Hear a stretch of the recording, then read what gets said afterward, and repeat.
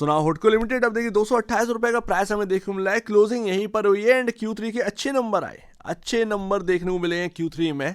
But यहाँ पर कुछ चीजें देखने को हैं जो कि हम समझेंगे।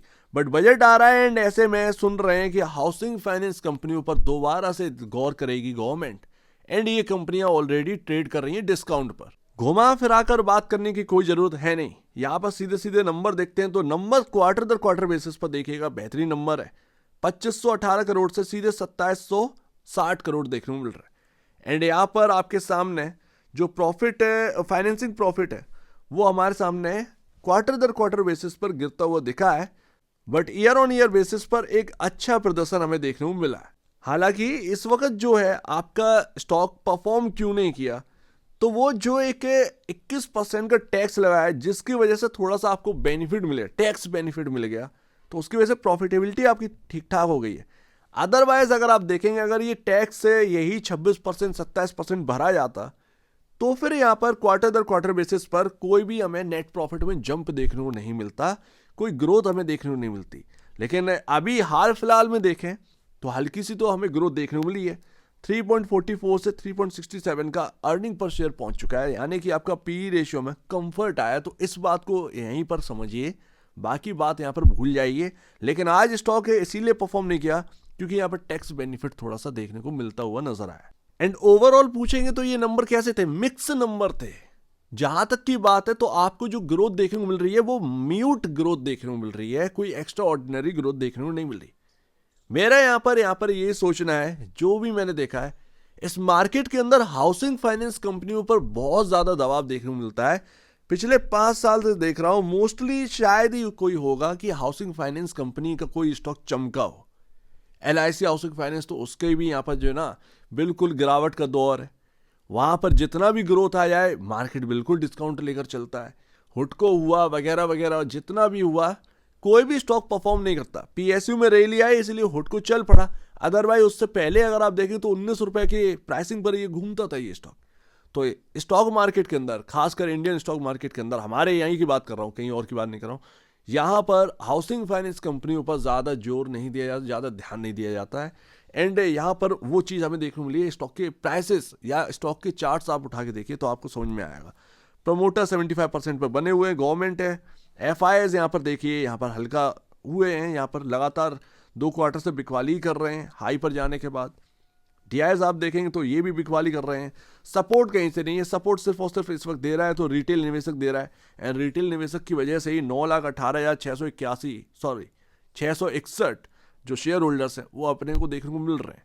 तो जहां तक की बात है, वैसे भी हुडको जिस प्राइसिंग पर है, आप ध्यान रखिएगा 41,000 करोड़ का मार्केट कैप है, राइट। ये काफी बड़ा मार्केट कैप है जो कि इनके हाथ लगा हुआ है।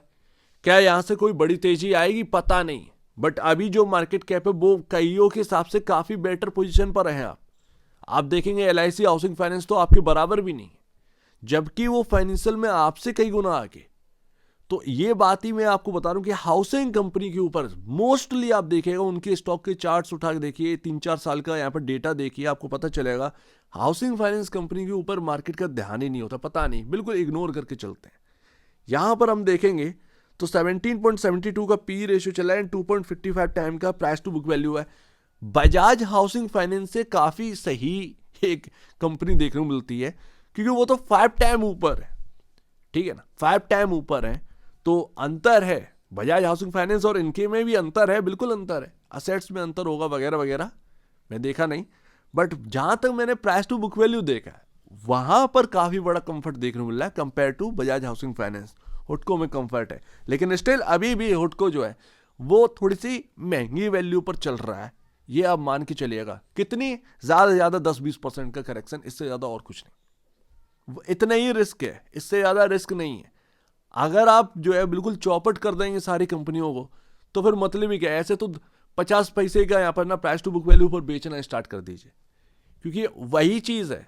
अब ये जो मार्केट का करेक्शन है ये हद से ज्यादा हो रहा है एंड यहाँ पर आप देखिएगा, देखिए बहुत महंगी वैल्यूएशन है ये तो नहीं, इतना तो क्लियर, क्या बहुत महंगी वैल्यूएशन पर हमें नहीं, इस वक्त नहीं। जो 350 पर वैल्यू हम देख रहे थे वहां पर खरीदने में बहुत डर था। जब ये चैनल ब्रेक हुआ, ये मैंने आपके सामने 2024 से ट्रेंड लाइन स्टार्ट करी थी, मैंने आपके सामने एक एक डेटा आपके सामने रखा है, हुडको कितना कहाँ से जाना है, ये 2024 में मैंने आपको पूरा बता दिया। टॉप पर तो मैंने यहाँ पर बिल्कुल ही आपको हटवा दिया कि थोड़ा सा बेच कर निकल जाएगा। 100 शेयर हैं तो 30-40 शेयर बेच दो यहाँ पर, रिमेनिंग रखिए, तेजी आती है तो ठीक है, अदरवाइज जब से ये ट्रेंड लाइन टूटी है तब से कुछ यही हाल हमें देखने को मिल रहा है। एंड आप एक बात यहाँ पर ध्यान रखिएगा कि अगर ये जो बेस है ना, ये 200 रुपए पर बहुत बनाया है इसने, अच्छा हुडको ने 1-1.5 महीने से इधर ही घूम रहा है, ये 200 के ऊपर टहल रहा है। यहां पर अगर 200 के नीचे यहां पर कामकाज करना स्टार्ट कर दिया तो वो 40 रुपये तक की पॉसिबिलिटी है कि गिरावट आपके सामने आ भी जाए। एंड ये जो 200 का लेवल है, ये इतना इंपॉर्टेंट क्यों है?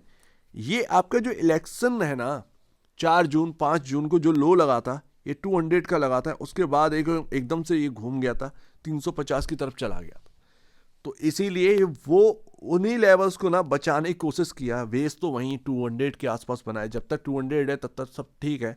200 अगर कोलैप्स होगा तो फिर वो 40 रुपये तक के यहाँ पर जो है ना पॉसिबिलिटी है गिरावट आए, क्योंकि 162 पर एक अच्छा यहाँ पर आपने पहले ही 2024 की शुरुआत में ही बेस बनाया था 162 पर, तो पॉसिबिलिटी है वहां तक जाने के चांसेस हो जाएंगे, लेकिन अभी वो चांसेस देखने को नहीं मिल रहे हैं, नंबर अच्छे आए हैं।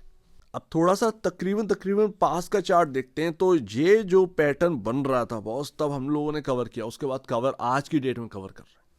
यहाँ पर मैंने आपसे कहा था कि जो इंपॉर्टेंट जगह होगी वो 225 रुपये 220 रुपये की होगी। इस पैटर्न के हिसाब से चल देगा तो ठीक है। एंड देखिए ये चला भी, वहां से गया 260 गया, एंड वापस से जब आया तो इधर ही सपोर्ट लिया, 225 220 के अराउंड ही सपोर्ट लिया है।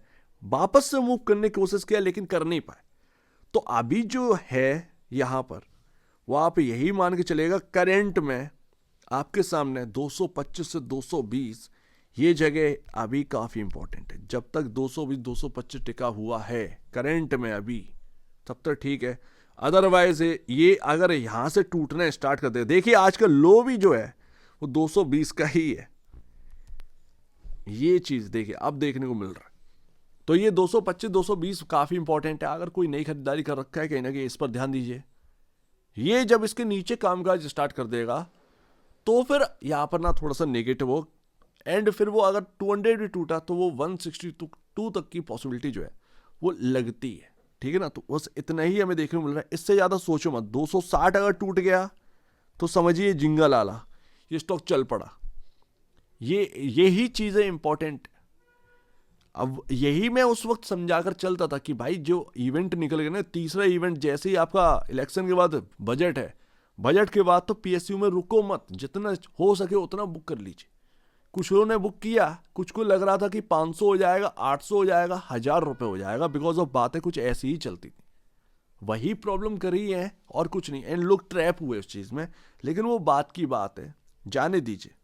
एंड लास्ट मूविंग एवरेज क्या कह रहे हैं, इसको देखकर बंद करते हैं हुडको के ऊपर बात।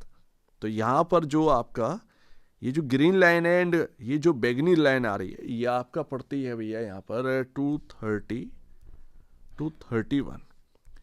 ये मूविंग एवरेज है आपका 50-100। जब तक हम इसके ऊपर की क्लोजिंग नहीं देंगे कुछ हो ही नहीं सकता, आप ये मान के चलिए। यही रेजिस्टेंस है, यहीं से प्रॉफिट बुकिंग आई। इवन आज की डेट में आप देखें इस जगह को, तो आप 232 230 50 के आसपास आप गए होंगे, वहीं से एकदम से बिकवाली आ गई, तो वो मूविंग एवरेज की वजह से। तो ये जब तक ये मूविंग एवरेज के ऊपर की क्लोजिंग अपने को नहीं मिलेगी तब तक यहाँ पर इंटरेस्ट नहीं आएगा। ये सारी चीजें देखनी पड़ती है, कितना हर्डल है, ये टेक्निकल बेसिस पर है। जब फंडामेंटल समझ में नहीं आते ना तो टेक्निकल बेस पे चले जाइए करिए। ये एक ना लेसन है, आप लेकर चलिए इसको, आपको बेनिफिट ही बेनिफिट होगा। सो उम्मीद है काफ़ी कुछ आपको समझ में आएगा, सब कुछ आपके सामने है, उस हिसाब से करिएगा। 200 तो बहुत ही इंपॉर्टेंट है, लेकिन करंट में 200 से 220 से 225 एंड ऊपरी में अभी 230 231 हर्डल बना हुआ है। इतना यहाँ पर जो है अपने को देखने को मिल रहा है। तो एक बार निवेश से पहले या बेचने से पहले अपने ब्रोकर एडवाइस से जरूर सलाह लीजिए, खुद की स्टडी करिएगा, उससे बेहतर कुछ भी नहीं है, खुद की स्टडी ही मस्ट है। तो आप दीजिए मुझे वीडियो देख लीजिए, बहुत धन्यवाद दोस्तों।